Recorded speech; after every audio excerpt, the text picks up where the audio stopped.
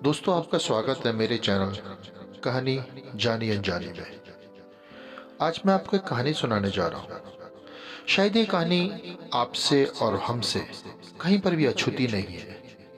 ये वो रंग है जो हमें अपने आसपास सब जगह पर नजर आते हैं। ये वो बच्चे हैं जो सड़कों पर घूमते हैं, सड़कों से खाते हैं और वहीं पे सो जाते हैं। तो कृपया इस कहानी को ध्यान से सुने और सोचिए कि हम उनके लिए क्या कर सकते हैं।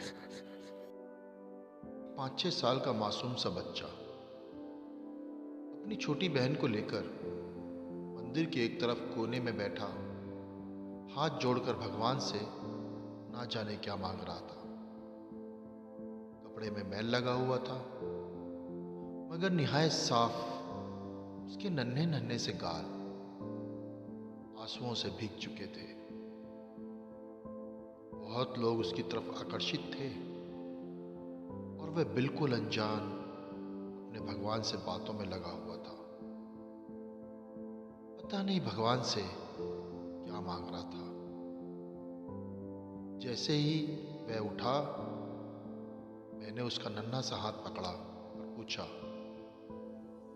क्या मांगा भगवान से? उसने कहा, मेरे पापा मर गए हैं, उनके लिए स्वर्ग। मेरी माँ रोती रहती है, उनके लिए सब्र।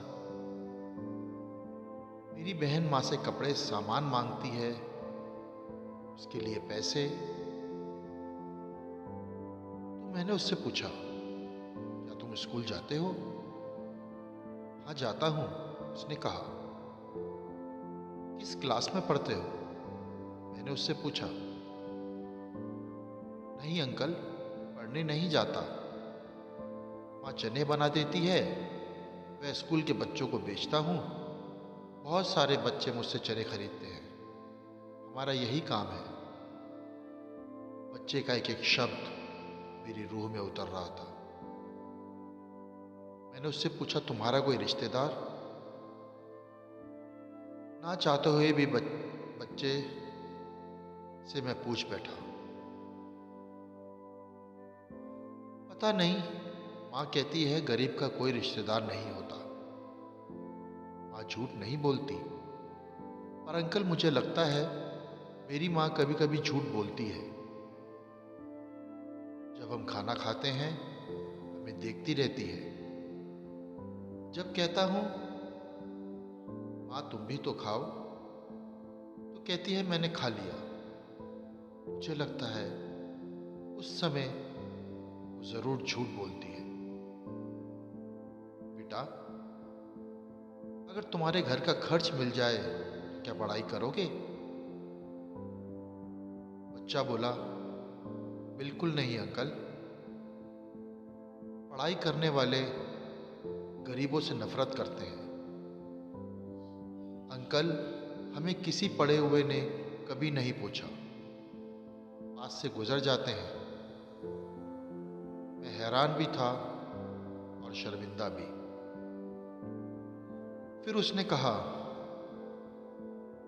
हर दिन इसी मंदिर में आता हूँ, कभी किसी ने नहीं पूछा। यहाँ सब आने वाले मेरे पिताजी को जानते थे, मगर हमें कोई नहीं जानता।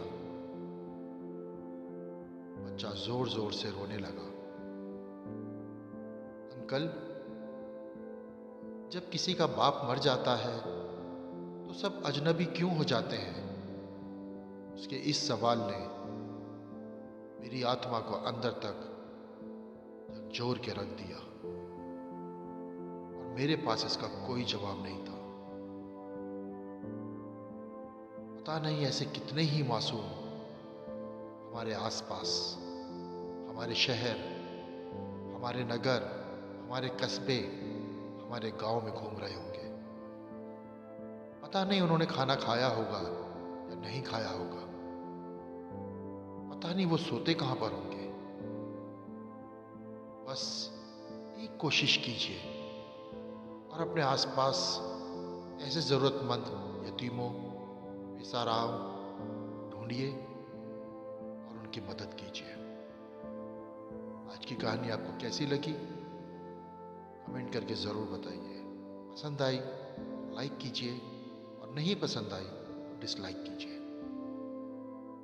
God bless you.